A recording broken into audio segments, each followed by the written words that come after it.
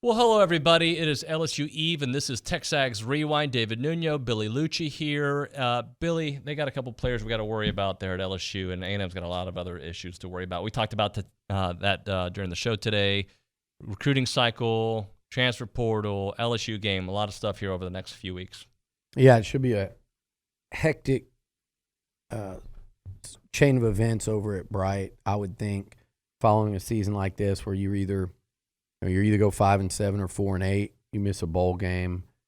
Big swing though versus how it feels if you beat LSU, sending off these seniors and this particular team versus if you lose to them. Yep. I know it's not going to get you into a bowl game. I know, but it is a significant swing. I think in terms of just a little bit of a foundation for the future. I think it means a lot in this particular rivalry. It adds a spicy little chapter to it. If you knock them out of the playoffs and even on your worst year, you beat LSU, it says something about where that rivalry is at. It would be 3-2 in the last 5 for A&M after losing the first 7, 3 wins under Jimbo. It would be significant, even though for a lot of people you say, well, it's been such a bad year. Of course it has.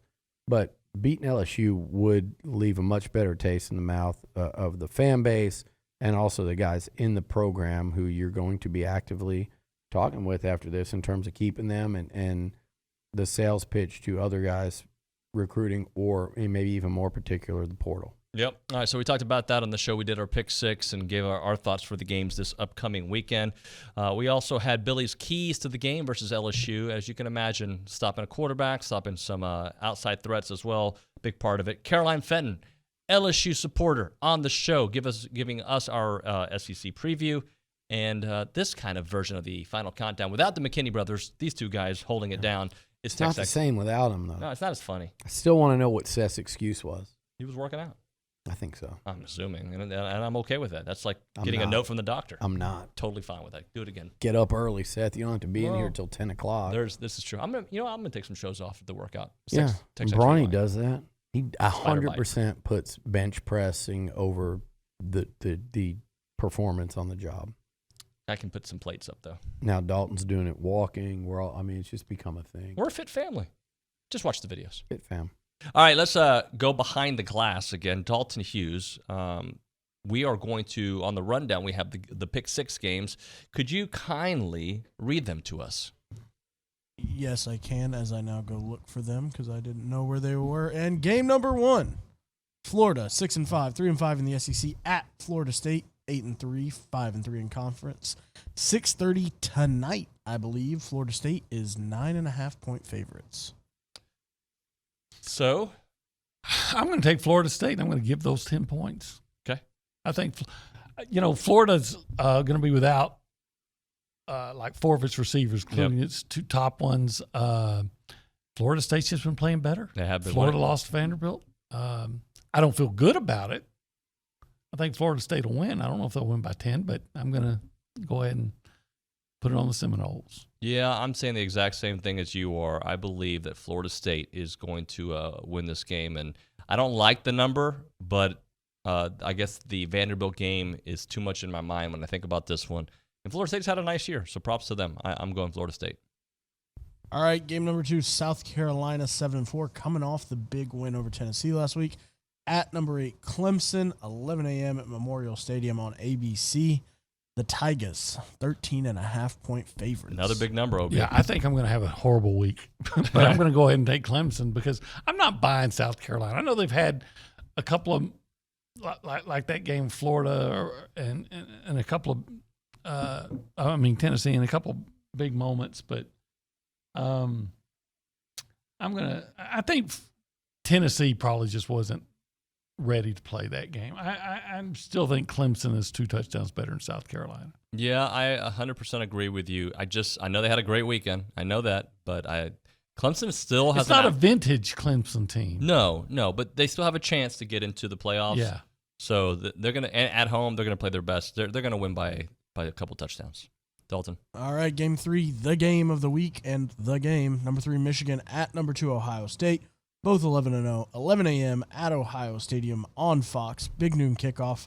Ohio State 7.5-point favorites. I look forward to kidding that me? game. I'm taking Michigan and the points. I think Ohio State wins, but I'm looking for that to be a closer game. I mean, like a field goal. So I'll take Michigan. The good defense. Are we sure that's not a good run. typo? 7.5. I don't think it is. Wow. Yeah, I'm taking Ohio State. I just don't think Michigan's played anybody, and I know they can run the ball. I know that I'm going Ohio State in this one, and I do think they win by more than a touchdown. Game number 4, the Iron Bowl. 5-6 Auburn and Cadillac Williams go to Bryant-Denny Stadium, take on Alabama. 2:30 p.m. on CBS. Alabama 21.5-point favorites. It's Bill O'Brien's last game. Yeah, and yet I'm taking Alabama. I am too. Yeah. I just don't think Auburn can score. Me neither. And Alabama can. they can sometimes. And at home they can. Yeah. So I'm gonna take It's a big Alabama. number, a huge number, but I think they win. Yeah. Game number 5, number 15 Notre Dame 8-3 at USC 10-1. 6:30 p.m. at the Coliseum on ABC. I believe this game is Saturday. I don't know. I've struggled with this one. Don't have the dates. USC 5.5-point I've really favorite struggled against with the it. Irish. I don't think USC is any good. I don't think Notre Dame's any good, but they've played so much better in the second half of the year, or really since week 4, whatever it's been. I'm going to take USC though by a touchdown. I am too. I wish this was like 2.5 instead of 5.5, but I'm going to go ahead and go with USC for one simple reason: they have more to play for. Mm-hmm. Yep, absolutely. All right, the 6th and final game, number 5, LSU, the champions of the SEC West, stopping through College Station on their way to Atlanta, taking on Texas A&M, 4-7, 6 p.m. Kyle Field on ESPN. Bayou Bengals are 10.5-point favorites on Saturday night. I have not made up my mind on this game because I have picked A&M, I don't know how many weeks in a row, right, to either cover or win. And dating back to the Bama game, which I was actually right. But they don't get beat by teams significantly. Like, they're usually have a chance in the fourth quarter to win. And I don't think LSU has played all that well. But I feel like I need to change up my picks to get some points eventually because I keep picking A&M and they keep, not living up to it. I would not be surprised if A&M wins this game. I won't be. I will. I won't be surprised. But I'm picking LSU and with the number. Yeah, I'm taking LSU too, and the reason why is, I'll take the L on this one if I get it, but and be glad. But the reason why is two things. A&M has trouble stopping the run, especially a running quarterback. Yep. And LSU has a running quarterback, and A&M has trouble protecting its quarterback, and LSU can really rush the passer. So I think I would like to be able to feel good and take A&M, but based on what I've seen, I have to take LSU and give the points. Yep. Yeah, I agree. I wish I could bottle up, and we're going to actually break down the game here in a minute, but I wish I could bottle up my disdain for that place. And I've got a lot of good friends there, but the arrogance towards A&M and the way they acted towards the recruiting class, the fact that they tried to hire Jimbo 3 times and didn't, and now sit back and watch A&M and Jimbo struggle and just kind of laugh because it all worked out for them, and it did with Brian Kelly in year 1. But the Harold Perkins burning the hat, the way this is just A&M is a blip on their path to the SEC title game, and if you watch A&M play this fall, that's how LSU fans should think. And I'm frankly disgusted by it. I'm tired of it. A&M finally broke through a few years ago at Kyle Field in 7 overtimes. That was kind of, I thought, the statement win under Jimbo until last season's victory over Alabama. But it was kind of the one that said, this losing streak against LSU is not on my watch. And I thought they'd flipped it to a home-and-home series. Last year, I thought A&M was going to rip that home-and-home title and go 3 out of 4 against LSU. They weren't able to do it. Ed O, cheating-ass Ed Ogeron, got the win on the way out. They ran up the score with Joe Burrow and company in 19. If these guys and this coaching staff and guys like Jimbo, Tommy Robinson, Damian Craig, all guys who coached there at LSU, if these, maybe even Coley may have even been there at one point along the way. I think maybe that's where he kind of got started. But and then these players that I don't want to see all this shaking hands love fest with Harold Perkins on Saturday. Block his ass. Block him. LSU with a hostile takeover. I wouldn't say hostile. It was a gradual Polite. take. Yeah, they just kind of came in, lost to LSU. I remember you and I texting during that game, Caroline. You were just beside yourself. Little did I know that like 6 days later, A&M's season was essentially going to come to an end at the hands of Appalachian State. But I remember that game. Turns out Florida State, pretty good football team. Maybe a top 15 team when it's all said and done.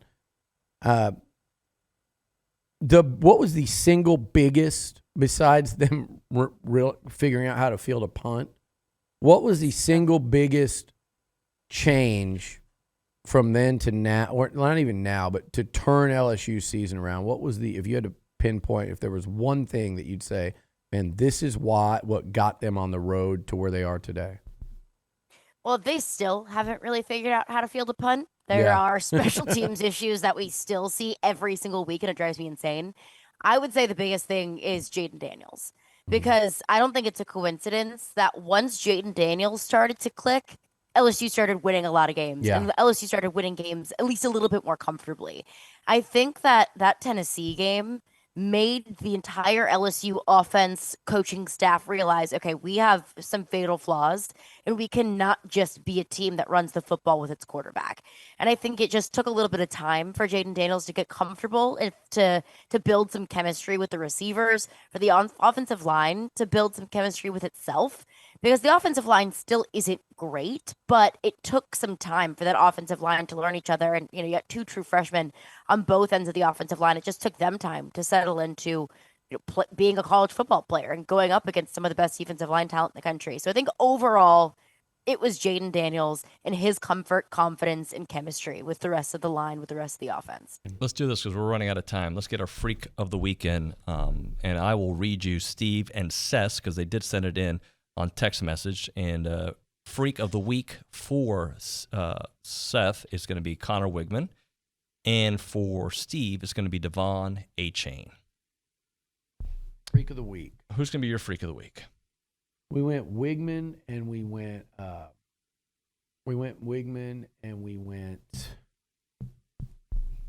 Achane. Yep. By the way, Mike in Jacksonville reminds us Chase Lane. I don't know what his status is. And Chase, another injured. So 15. I'm gonna actually go Moose Muhammad. Moose, okay. On offense. I think Moose, he deserves it. Comes up big again. He's been playing big. Evan will be back. We'll see how he missed last week's game, and I think missed a day of practice this week, but he's back. I'd love for it to be him because of what I think he can do vertically, but I like Moose. I could see both of them having a big day if Connor can get protection. I'm going to go with him defensively. I'm going to go with Antonio Johnson. I think he goes out. I think he'll probably, I'm not saying it's a sure thing, but I think he'll probably go to the NFL, and I think he plays big, and they need him to. He's going to have to be active against Daniels. He's going to have to make some long play-saving plays on the back end. And keep LSU, to where A&M plays that bend but don't break. He's a big part of that. And to be perfectly honest with you, I need to see 27 get an interception and make a big game-changing play. Any formula of A&M winning, I think, involves Antonio being a big factor. All right, now it's time to do the Sleeper of the Week presented by the Sleep Station. Go see Jared McLeod. Especially, by the way, one name we haven't mentioned. I'm sorry, Nuno. Sorry. I'm sorry, Jared McLeod at the Sleep Station. Go there for all your bedding needs and mattress needs. Specs parking lot. I'll Texas be going there Harvey. soon, right next to Napa Flats. And the one by Lowe's. And the one by Lowe's out by me, which is the one I should go to because it's closer to me. We haven't said the name Malik Neighbors either. I keep talking about Butte because it's just he has that massive game potential. Neighbors is a beast, and so is Mason Taylor. the tight end, the true freshman tight end. He beat Bama on the conversion, but he's been really good all year. In a year where A&M signed all those tight ends, Mason Taylor's been uber productive, and he's really good. Those are two guys that really, if LSU's offense is going to be clicking, those two guys are going to have good games. If they don't have big games, or not big games, but if they're kind of not as big a factor, that means A&M's doing a great job on defense, and Daniels could be struggling a little bit. So keep an eye on those two when LSU has the ball. All right, so let me read you Steven Sett's sleeper of the week, and it is the sleeper of the week for Seth is Walter Nolan. Okay, And I like that one. Wow. Steve McKinney says Donovan Green. The Walrus picks Walter. Yep. I like that by Seth. Donovan Green. The two another good W's. one. Sleeper of the week. I am going to go with, on offense, I'm going to go with Noah Thomas. Okay. But I've got my eye on Le'Veon Moss. Like, you're playing against your in-state team.